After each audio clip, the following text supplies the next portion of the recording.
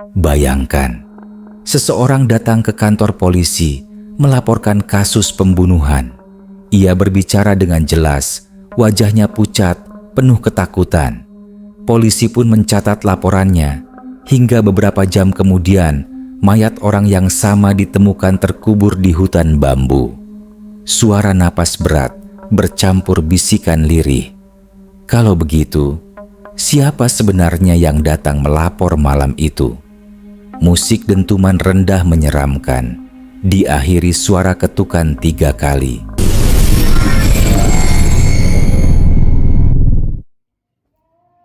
Malam itu, hujan turun deras membasahi jalanan kota kecil bernama Kebonarum. Jam dinding di ruang pelayanan Polsek Kebonarum sudah menunjukkan pukul 23:47. Beberapa polisi tampak masih sibuk menulis laporan, sementara yang lain berusaha mengusir kantuk. Suasana hening itu tiba-tiba buyar ketika pintu kantor polisi berderit terbuka. Seorang pria dengan wajah pucat, basah kuyup, masuk tergesa. Bajunya belepotan tanah, rambutnya kusut, dan pandangan matanya kosong. Ia tampak gelisah, sesekali menoleh ke belakang, seakan sedang diikuti sesuatu. "Selamat malam, Pak. Ada yang bisa kami bantu?" tanya Aibtu Satrio, petugas jaga malam itu. Pria itu terengah-engah. "Tolong, ada pembunuhan di dekat jembatan tua. Tolong cepat ke sana." Polisi lain, Bribka Andi, menghampiri sambil menatap penuh curiga. "Tenang dulu, Pak. Siapa nama Anda?"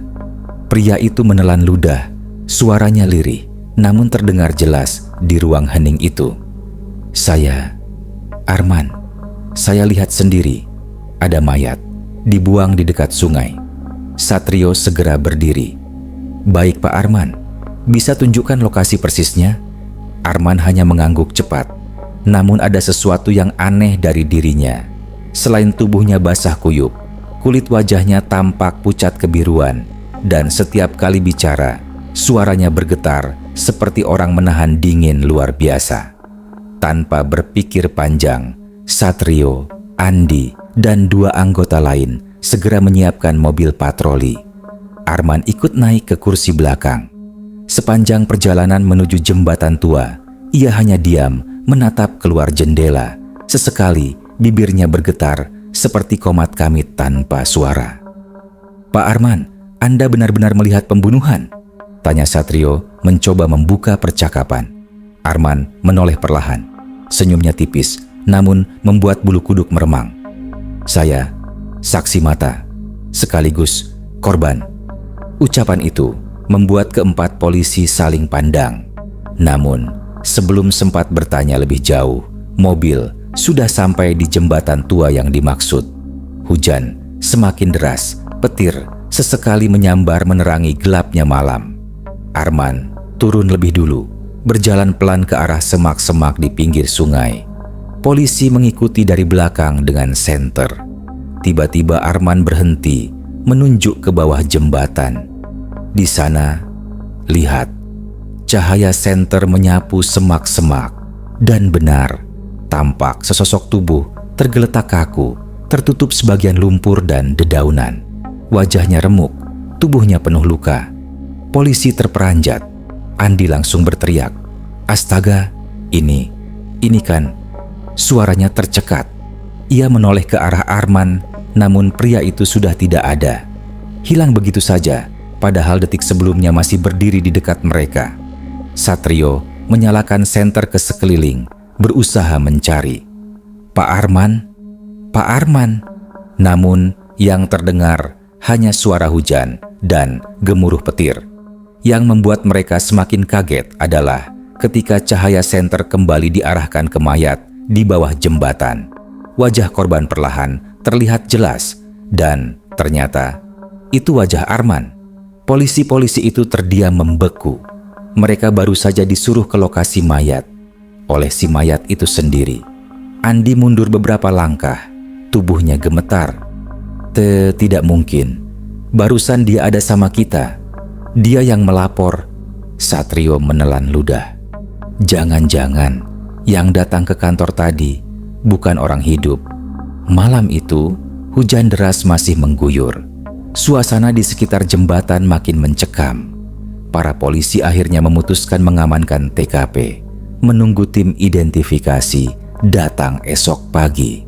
Namun, bayangan wajah pucat Arman saat melapor tidak bisa mereka lupakan. Bagaimana mungkin seseorang melaporkan pembunuhan terhadap dirinya sendiri? Hujan masih mengguyur deras ketika Aibtu Satrio dan 3 anggotanya berdiri kaku di pinggir jembatan tua Kebonarum. Mayat lelaki bernama Arman terbujur kaku di bawah, sementara sosok yang beberapa menit lalu ikut bersama mereka di mobil mengaku dirinya Arman menghilang begitu saja. Lampu senter bergetar di tangan Bribka Andi. Napasnya tersengal, wajahnya pucat pasi. "Pak, saya nggak salah lihat kan? Dia duduk di mobil bareng kita, dia nunjukin lokasi ini." Satrio mencoba menenangkan diri, meski jantungnya berdegup kencang. "Kamu nggak salah lihat Andi, kita semua melihatnya. Tapi kenyataannya sekarang, yang kita lihat di bawah sana, mayat Arman." Mereka berempat terdiam, hanya suara hujan dan deru sungai yang memecah keheningan. Semakin lama, suasana terasa menekan. Ada hawa dingin yang menusuk tulang meski mereka semua sudah basah kuyup. "Pak, kalau begitu yang datang ke kantor tadi arwahnya?" tanya seorang anggota muda bernama Rizky. Suaranya nyaris berbisik. Satrio tidak langsung menjawab. Ia menyalakan rokok, mencoba menenangkan pikirannya. "Entah, tapi yang jelas kita catat semua kejadian ini. Besok pagi kita laporkan ke Kapolsek. Malam ini kita jaga TKP. Jangan ada yang meninggalkan tempat." Mereka memasang garis polisi seadanya, menunggu tim identifikasi dari kota. Namun, rasa was-was tetap menghantui. Bayangan wajah pucat Arman saat duduk di kursi belakang mobil tak bisa hilang dari ingatan mereka. Jam menunjukkan pukul 2:15 dini hari. Hujan sudah mulai reda, hanya menyisakan gerimis tipis. Suasana menjadi lebih sunyi. Rizky yang berjaga di ujung jembatan tiba-tiba berteriak lirih, "Pak, itu, lihat!" Semua segera menoleh. Di ujung jalan, samar-samar terlihat sosok pria berjalan pelan ke arah mereka. Rambut kusut, baju basah, tubuh gontai. Wajahnya pucat, dan mereka semua mengenali wajah itu. Arman. Andi langsung mundur, wajahnya ketakutan. "Astaga, itu dia. Pak, itu orang yang barusan sama kita." Satrio memicingkan mata, mencoba memastikan. Namun, sosok itu terus berjalan. Semakin dekat, semakin jelas. Wajahnya memang Arman, persis seperti yang mereka lihat saat melapor di kantor polisi. Bedanya, kali ini kulitnya tampak lebih pucat dan matanya kosong menatap lurus. "Jangan mendekat," teriak Satrio sambil mengacungkan senter. Namun Arman terus melangkah, tanpa suara, tanpa ekspresi. Begitu ia mendekat garis polisi, tubuhnya tiba-tiba berhenti. Ia menoleh ke bawah jembatan, ke arah mayatnya sendiri. Mulutnya perlahan terbuka, mengeluarkan suara serak, nyaris seperti bisikan angin. "Bantu saya." Suasana hening seketika. Hanya suara gemericik air sungai yang terdengar. Para polisi membeku di tempat. Kemudian, secepat kedipan mata, sosok Arman itu lenyap begitu saja. Hilang, tanpa jejak, seolah larut dalam kabut malam. Rizky terduduk, wajahnya pucat pasi. "Ya Allah, Pak, saya nggak kuat, Pak. Itu beneran arwahnya. Dia minta tolong." Satrio menelan ludah. Tangannya gemetar, tapi ia berusaha tetap tegar di depan anak buahnya. "Dengar, apapun yang kita lihat, jangan panik. Besok pagi, tim identifikasi datang. Kita bakal tahu apa yang sebenarnya terjadi." Namun jauh di dalam hatinya, ia tahu kejadian ini tidak bisa dijelaskan hanya dengan logika. Pagi harinya, tim identifikasi dari Polres Klaten datang. Mereka mengevakuasi mayat Arman dan membawa ke rumah sakit umum daerah untuk autopsi. Hasil sementara, Arman diduga meninggal karena luka tusukan di bagian perut dan dada.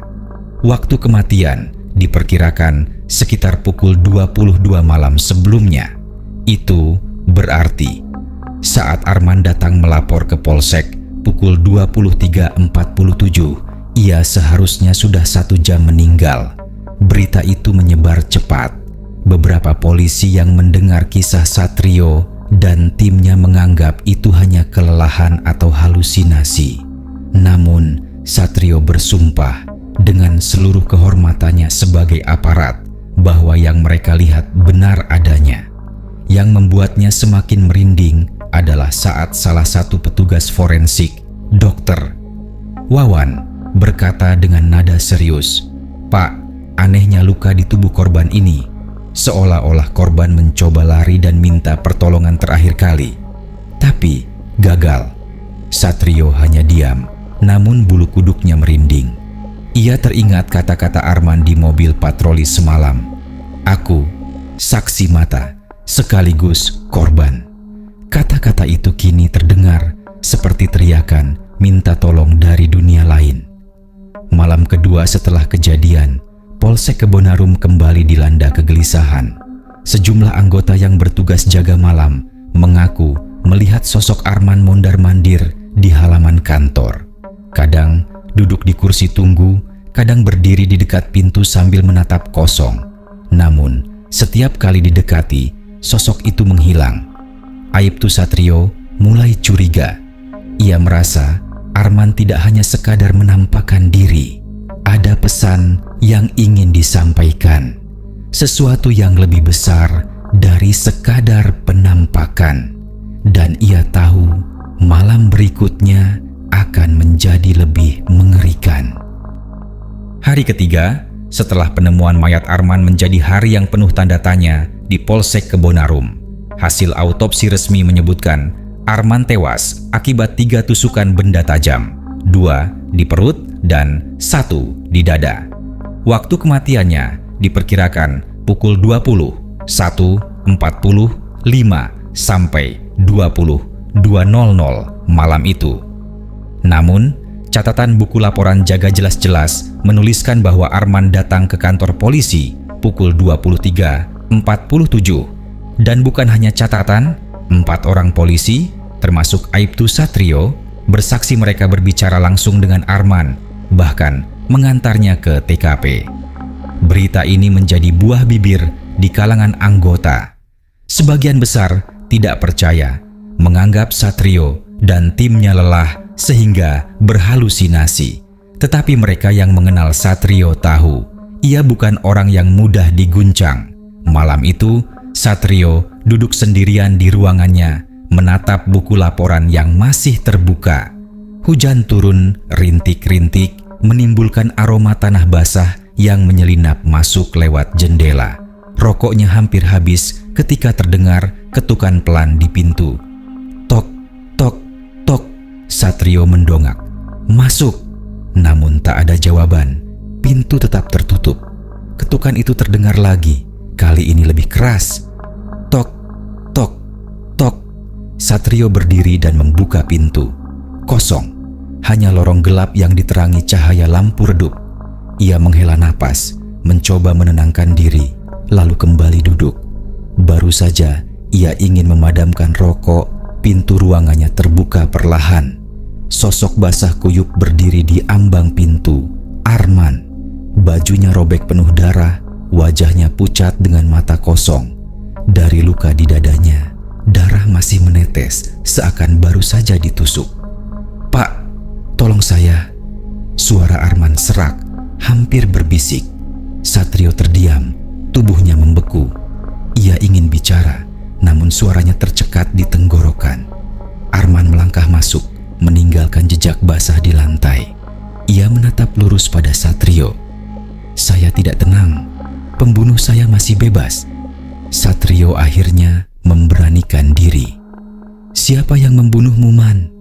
Namun, sebelum Arman menjawab, tubuhnya perlahan memudar, lalu lenyap begitu saja. Yang tersisa hanyalah lantai basah dengan bercak lumpur dan bau amis darah yang samar. Satrio terduduk lemas. Ia tahu ini bukan lagi sekadar bayangan atau halusinasi. Arman menuntut keadilan. Keesokan paginya, Satrio memanggil Bribka Andi dan Rizky. Mereka duduk di ruang rapat kecil. Wajah Andi tampak letih, sedangkan Rizky masih terlihat takut. "Saya harus jujur sama kalian," kata Satrio. "Tadi malam, Arman datang ke ruangan saya." Andi langsung menoleh, matanya membesar. "Pak, maksudnya arwahnya lagi?" Satrio mengangguk. Dia bilang pembunuhnya masih bebas. Itu berarti kasus ini lebih dari sekadar penemuan mayat. Kita harus cari tahu siapa yang membunuhnya. Rizky menggigit bibirnya, lalu bertanya ragu. "Tapi, kalau memang arwahnya yang datang, apa kita bisa percaya sama semua yang dia katakan, Pak?" "Kalau dia bisa muncul hanya untuk minta keadilan," jawab Satrio pelan, "itu berarti sesuatu yang serius, dan saya percaya dia ingin menunjukkan sesuatu pada kita." Andi menghela napas. "Kalau begitu, kita mulai dari mana?"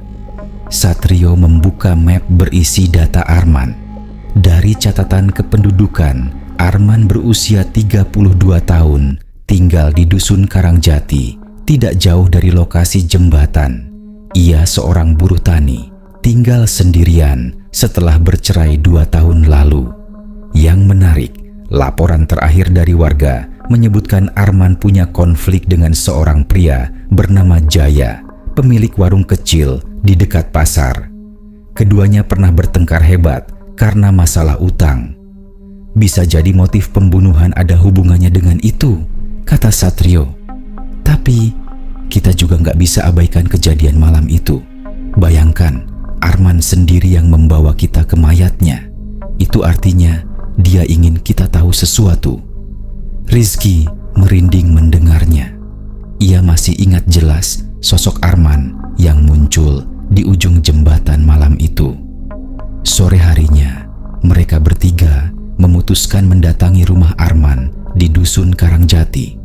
Rumah sederhana itu tampak sepi, dengan dinding kayu kusam dan halaman ditumbuhi rumput liar. Begitu masuk, suasana di dalam terasa pengap. Bau lembab bercampur dengan aroma tanah basah menyeruak.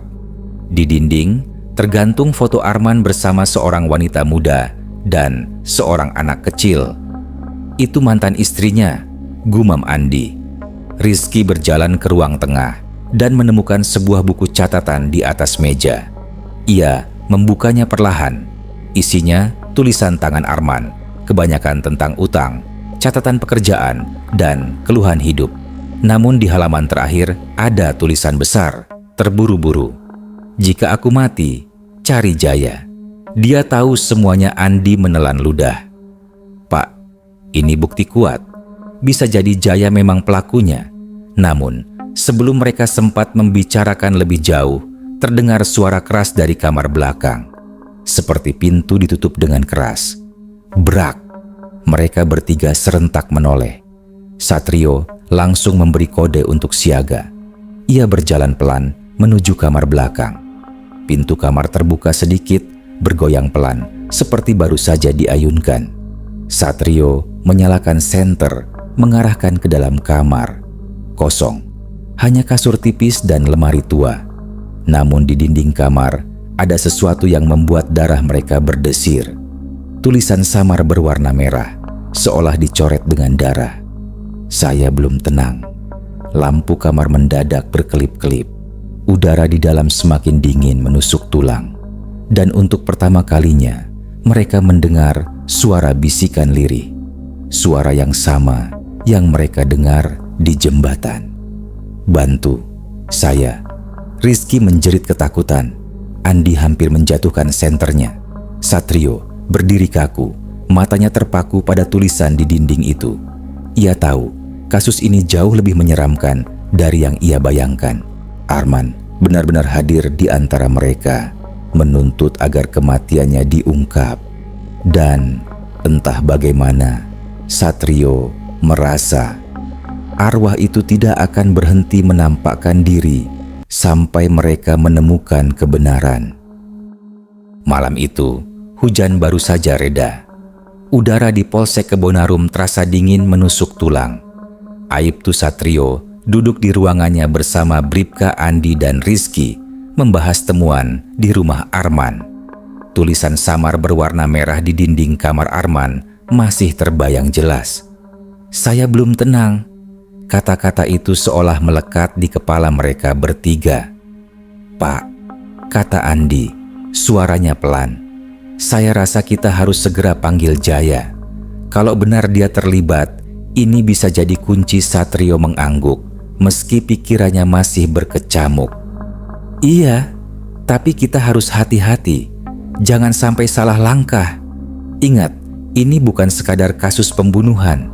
Ada sesuatu yang tidak bisa dijelaskan logika ikut campur di sini."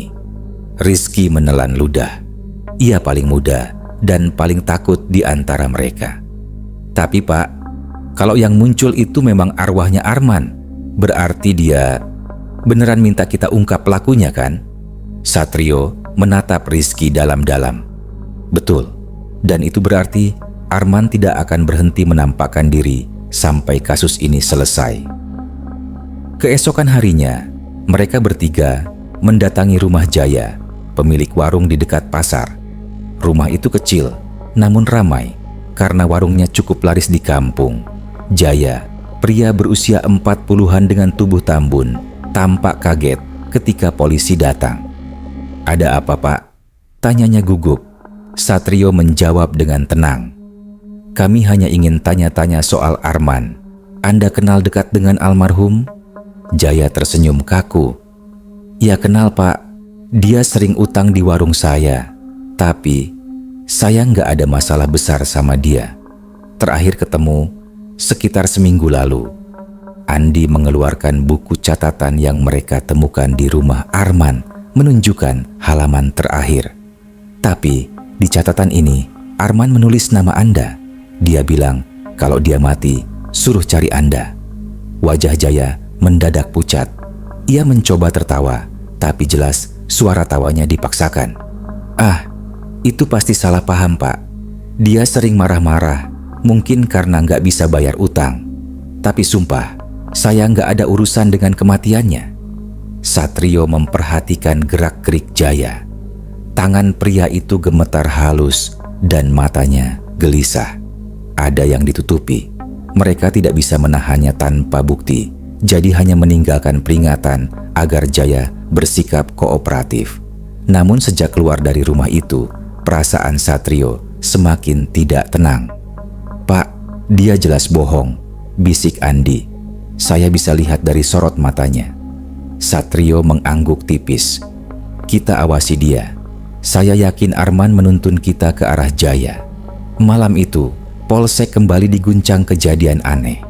Saat jam menunjukkan pukul 1:20 dini hari, Rizky yang berjaga di pos depan mendengar suara langkah kaki mendekat. Ia mengira ada warga yang butuh bantuan. Namun, ketika lampu halaman menyala, ia melihat sosok yang membuat darahnya membeku. Arman. Pria itu berjalan gontai, pakaiannya masih robek penuh darah. Ia berhenti tepat di depan pintu pos jaga, menatap Rizky dengan mata kosong. "Pak Arman, ya Allah." Rizky mundur, tubuhnya gemetar hebat. Arman mengangkat tangannya perlahan, menunjuk ke arah barat. Suaranya serak, nyaris tak terdengar. "Dia di sana." Rizky tak sempat bertanya lebih jauh, karena tubuh Arman perlahan memudar, lalu hilang begitu saja di udara malam. Dengan panik, Rizky berlari ke ruang Satrio. Nafasnya terengah, wajahnya pucat. Pak, saya barusan lihat dia lagi. Arman, dia muncul di pos jaga, dan dia nunjuk ke arah barat." Satrio berdiri cepat. "Barat? Ke arah mana?" "Ke arah pasar, tempat warung Jaya," jawab Rizky terbata. Suasana hening sejenak. Lalu Satrio menatap Andi yang langsung mengangguk. "Kalau begitu, kita harus bergerak malam ini juga." Mereka bertiga menuju pasar yang sudah sepi. Jalanan gelap, hanya diterangi lampu jalan redup dan suara jangkrik. Warung Jaya tertutup rapat, namun terasa ada sesuatu yang janggal. Pintu warung bergoyang pelan, meski tidak ada angin. Dari celah jendela, terlihat bayangan bergerak di dalam. Andi menyalakan senter, memberi kode siap siaga. Mereka mendekat perlahan. Begitu Satrio mencoba membuka pintu, tiba-tiba terdengar suara bisikan lirih dari dalam. "Bantu, saya." Rizky langsung mundur, tubuhnya gemetar. "Pak, itu suara Arman lagi." Pintu warung tiba-tiba terbuka dengan keras, membuat mereka kaget. Lampu di dalam warung menyala sendiri, padahal tidak ada orang. Di meja warung, terlihat piring berisi nasi setengah basi, seakan baru saja ditinggalkan seseorang. Yang membuat bulu kuduk mereka berdiri adalah tulisan di dinding belakang warung. Tulisan merah samar, sama seperti yang ada di rumah Arman. Dia pelakunya. Andi langsung berbisik tegang. "Pak, ini jelas mengarah ke Jaya." Namun tiba-tiba, suara langkah berat terdengar dari arah belakang warung. Mereka serentak menoleh, dan di sana berdiri Jaya dengan wajah panik, memegang sebilah pisau berlumuran darah segar. "Pergi kalian!" teriaknya histeris. "Kalian gak tahu apa-apa." Satrio segera mengacungkan pistol. "Letakkan pisaunya, Jaya." Namun sebelum Jaya sempat bergerak, suara keras terdengar dari arah meja warung. Gelas-gelas berjatuhan, piring pecah berhamburan, dan di antara kekacauan itu, sosok Arman muncul, berdiri dengan tubuh penuh luka, menatap Jaya tajam. "Kenapa kau bunuh aku, Jaya?" Jaya berteriak ketakutan, menjatuhkan pisaunya. Tubuhnya gemetar hebat, matanya tak lepas dari sosok yang hanya bisa dilihat samar-samar. Satrio dan yang lain membeku. Mereka menyadari satu hal, Arman tidak hanya menuntut keadilan. Ia ingin semua orang melihat kebenaran dengan mata kepala sendiri.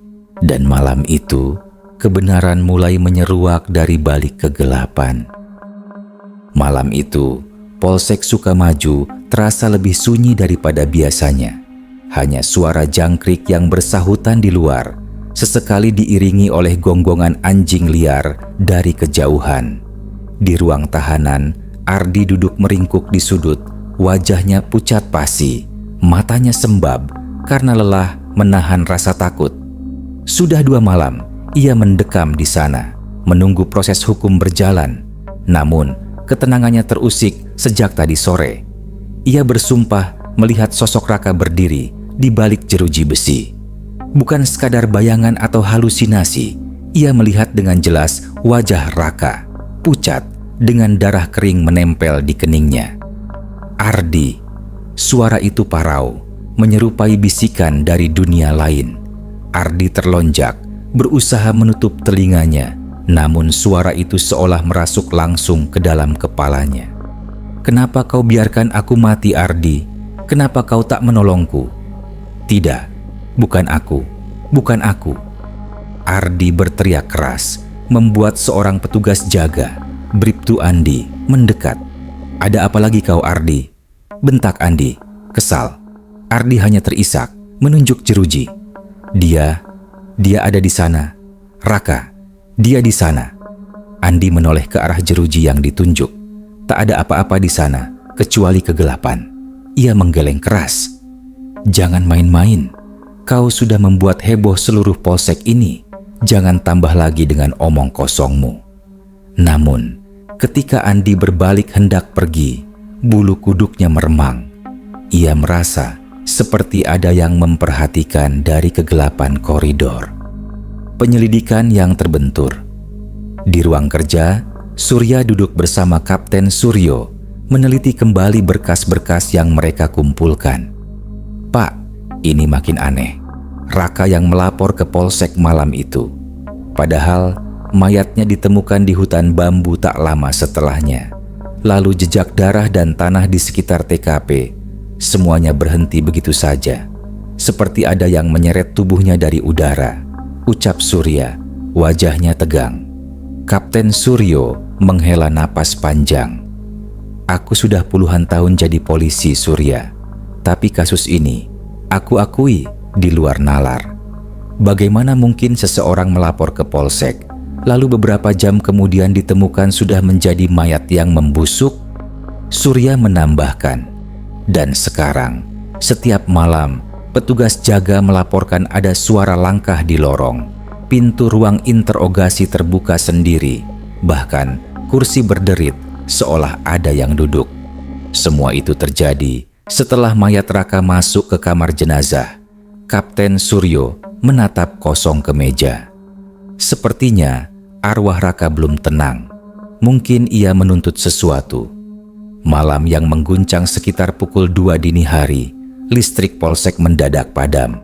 Semua ruangan gelap gulita kecuali cahaya temaram dari lampu minyak darurat di pos jaga. Bribtu Andi yang berjaga malam itu mendengar suara seseorang melangkah pelan di lorong.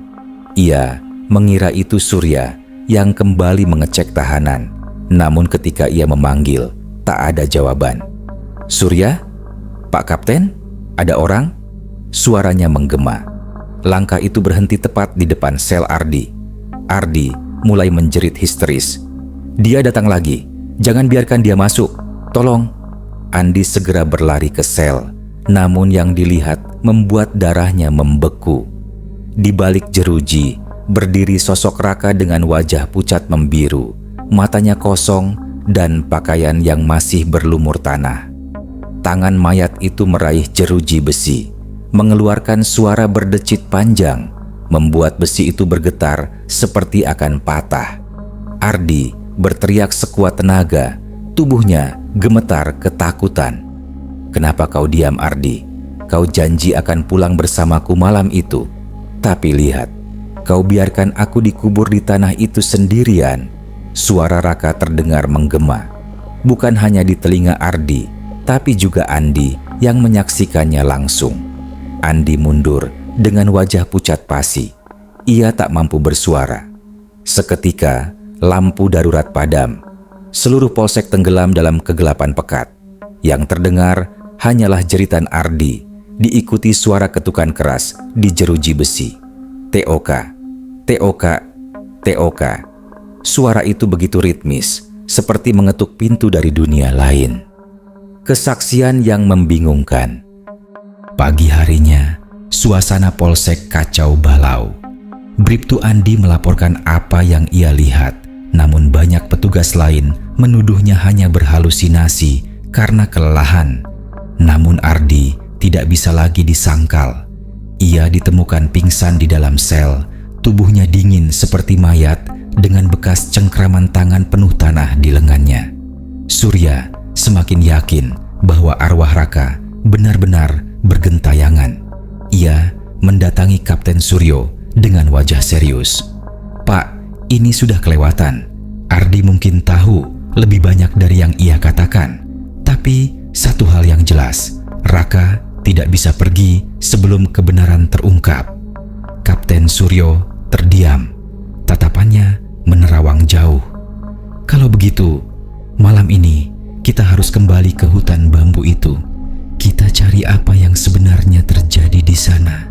Karena aku yakin mayat Raka yang kita temukan bukan sekadar korban pembunuhan. Ada sesuatu yang disembunyikan. Surya mengangguk meski hatinya diliputi rasa takut. Ia tahu malam nanti bisa jadi malam paling menyeramkan dalam hidupnya. Malam itu, suasana Polsek Sukamaju penuh dengan kecemasan. Semua petugas tampak tegang setelah kejadian menyeramkan semalam. Jeruji besi bergetar sendiri, suara ketukan, hingga munculnya sosok Raka di hadapan Ardi. Kapten Suryo berdiri tegak di ruang briefing, wajahnya serius. Kita tidak bisa membiarkan ini berlarut. Malam ini, aku, Surya, dan Andi akan kembali ke hutan bambu. Kita cari apa yang sebenarnya terjadi. Kalau benar ada sesuatu yang disembunyikan, kita harus menemukannya. Surya mengangguk meski dadanya terasa berat. Bribtu Andi tampak ketakutan, tapi ia tidak berani menolak perintah. Di dalam sel, Ardi mendengar percakapan itu. Wajahnya pucat, penuh keringat. Jangan kembali ke sana. Kalian tidak tahu apa yang menunggu," gumamnya dengan suara serak. Namun, tak ada yang menggubris. Perjalanan menuju hutan sekitar pukul 11 malam. Mereka bertiga berangkat menggunakan mobil patroli. Jalan menuju hutan bambu gelap dan sepi, hanya ditemani suara jangkrik dan sesekali burung hantu yang bersahutan. Mobil berhenti di pinggir jalan tanah. Dari sana, mereka berjalan kaki memasuki hutan. Angin malam berhembus kencang, dedaunan bergesekan, menimbulkan suara yang membuat bulu kuduk berdiri. "Tempat ini," Surya berbisik, menyalakan senter. "Disinilah kita menemukan mayat Raka tempo hari." Kapten Suryo mengamati tanah yang lembab. "Lihat, tanah ini seperti pernah digali. Tapi kenapa seolah baru ditutup lagi?" Andi menelan ludah. "Pak, apa mungkin ada lebih dari satu mayat di sini?" Pertanyaan itu membuat mereka saling berpandangan dengan wajah pucat. Penemuan mengejutkan. Dengan hati-hati, mereka menggali tanah menggunakan sekop yang dibawa dari mobil. Baru beberapa lapisan tanah terbuka, aroma busuk menyengat menyeruak. "Ya Tuhan," Surya menutup hidungnya. Di dalam tanah bukan hanya ada jasad Raka. Ada 2 kerangka lain, sudah membusuk parah. Pakaian mereka lusuh, sebagian sobek. "Berarti ini bukan sekadar pembunuhan. Ini tempat pembuangan mayat," ucap Kapten Suryo dengan suara berat. Namun sebelum mereka bisa mencerna lebih jauh, terdengar suara ranting patah dari arah belakang. Mereka serempak menoleh. Di balik rumpun bambu, berdiri sosok Raka dengan wajah pucat, darah kering di kening, mata kosong, menatap tajam. Tapi kali ini, ia tidak sendirian. Di sampingnya, 2 sosok samar menyerupai kerangka hidup, bergerak pelan, mendekat. Andi berteriak histeris, jatuh tersungkur ke tanah. "Pak, itu..." Ia tidak mampu melanjutkan. Surya dan Kapten Suryo membeku. Kebenaran yang terungkap, sosok Raka membuka mulutnya. Suaranya bergema aneh, seperti datang dari dasar tanah. Ardi yang membawa kami ke sini. Ia bilang hanya ingin uang. Tapi lihat, kami semua mati. Aku dan mereka yang lain. Ia harus membayar." Surya terperangah. Jadi benar, Ardi lebih dari sekadar saksi. Ia terlibat langsung dalam pembunuhan berantai itu. Kapten Suryo menegakkan tubuhnya, berusaha tegar. "Kalau begitu, tunjukkan buktinya. Kami akan menyeretnya ke pengadilan." Namun Raka hanya tersenyum tipis, wajahnya semakin menyeramkan. "Pengadilan manusia tak akan cukup, karena Ardi telah menyerahkan kami kepada sesuatu yang lebih gelap dari sekadar manusia." Tiba-tiba, angin kencang bertiup. Suara bambu bergesekan keras seperti ratapan. Dari tanah yang mereka gali, muncul tangan-tangan kurus berlumur tanah, meraih keluar, mencoba mencengkeram kaki mereka. Pelarian yang mencekam. "Lari!" teriak Kapten Suryo. Mereka bertiga berlari sekuat tenaga menuju mobil patroli. Senter jatuh, hanya cahaya bulan yang samar menuntun langkah mereka. Dari belakang, suara langkah berat terdengar, diiringi jeritan mengerikan. Surya hampir tersandung akar, namun Kapten Suryo menarik tangannya. Mereka berhasil mencapai mobil, masuk tergesa-gesa, dan menyalakan mesin. Namun ketika mobil melaju kencang keluar dari hutan, Surya menoleh ke kaca spion. Ia melihat sosok Raka berdiri di tepi jalan, tubuhnya kaku, menatap lurus ke arah mereka dengan tatapan kosong. Akhir yang menyeramkan pagi harinya, mereka kembali dengan pasukan tambahan untuk menggali lebih dalam. Hasilnya mencengangkan. Total ditemukan 5 mayat di hutan bambu itu, termasuk Raka. Semua dengan tanda-tanda dibunuh dengan kejam. Ardi, yang sudah gemetar ketakutan di dalam sel, akhirnya mengaku ia terlibat dalam komplotan yang menculik dan membunuh korban untuk merampas uang mereka. Namun ia bersikeras, Raka tidak mungkin melapor ke polsek malam itu karena Raka sudah mati sebelum malam kejadian. Pengakuan itu membuat semuanya semakin membingungkan. Siapa yang datang melapor? Kapten Suryo dan Surya saling pandang. Wajah mereka pucat. Mereka tahu jawabannya, tapi tak ada yang berani mengatakannya. Raka benar-benar datang ke polsek malam itu, tapi bukan sebagai manusia. Sejak malam itu, Polsek Sukamaju tak pernah sama lagi. Petugas sering mendengar suara ketukan keras di pintu pada tengah malam 3 kali berturut-turut, dan setiap kali mereka membuka, tak ada siapa-siapa di sana. Hanya angin dingin yang masuk bersama aroma tanah basah. Kasus ini memang sudah ditutup oleh pihak kepolisian. Pelaku sudah tertangkap dan mayat-mayat korban sudah dimakamkan kembali. Tapi sejak malam itu, kantor polisi Sukamaju tidak pernah benar-benar tenang. Musik pelan menyeramkan naik perlahan. Setiap tengah malam selalu ada suara ketukan keras di pintu depan. 3 kali, selalu 3 kali. Dan saat pintu dibuka, tak ada siapa-siapa di sana. Hanya bau tanah basah yang menyusup masuk. Bisikan lirih menutup. Mungkin Raka masih terus melapor meski ia sudah mati.